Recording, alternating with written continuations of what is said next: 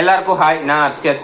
இந்த வீகன் பீப்புளோ இல்ல வெஜிடேரியன் பீப்புளோ நான் வெஜிடேரியனா நம்ம ஏன் இருக்கக்கூடாது, நான்வெஜ் ஃபுட்ஸ் ஏன் சாப்பிடக்கூடாதுன்னு அவங்க சொல்லும் போது சில காரணங்கள் எல்லாமே சொல்லுவாங்க. அதுல அவங்க மேஜரா சொல்ற காரணம் என்னன்னு பாத்தீங்கன்னா, நான் வெஜிடேரியன் நம்ம சாப்பிட்றதுங்கிறது ஒரு உயிரை கொண்டு சாப்பிட்ற மாதிரி. ஆடும் பாவம் தான், கோழியும் பாவம் தான், மாடு ஒட்டகம் இது எல்லாமே உயிரினம் தானே. இது எப்படி கொண்டு சாப்பிட்றதுக்கு உங்களுக்கு மனசு வருது? போய் உயிரை போய் கொள்றீங்களே, உங்க பசியை தீக்கிறதுக்காக ஒரு உயிரை கொள்றது பாவம் தானே. மனுஷனை கொன்னா மட்டும் பாவம், மிருகத்தை கொன்னா பாவம் இல்லையா?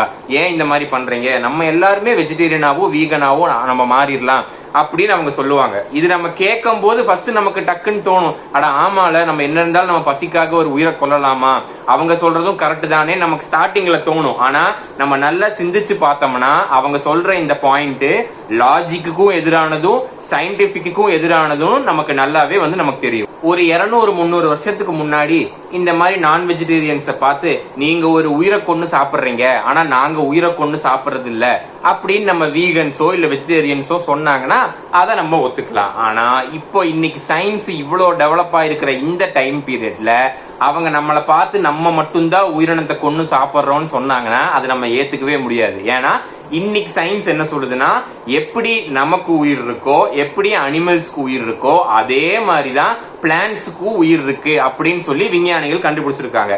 அது ஒன்னும் அவங்க 2025ல கண்டுபிடிக்கல, அதெல்லாம் கண்டுபிடிச்சு ரொம்ப வருஷம் ஆச்சு.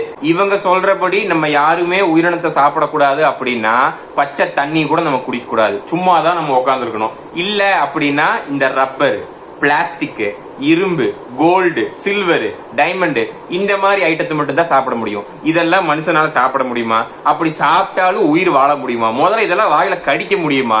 இதை பத்தி எல்லாம் அவங்களுக்கு கவலையே கிடையாது. இவங்களை பொறுத்த வரைக்கும் உயிரினம்னா என்ன அப்படின்னா ஆடு, மாடு, ஒட்டகம், கோழி, தவளை, பாம்பு, எலி, இவங்களை பொறுத்த வரைக்கும் இதுதான் உயிரினம். ஆனா அவங்க நல்லா யோசிச்சு பார்த்தாங்கன்னா அவங்களே ஒவ்வொரு நாளும் லட்சக்கணக்கான உயிரினத்தை கொண்டுதான் சாப்பிட்டு இருக்காங்க, கொண்டுதான் குடிச்சிட்டு இருக்காங்க. அதை அவங்க கவனிக்கிறதே கிடையாது.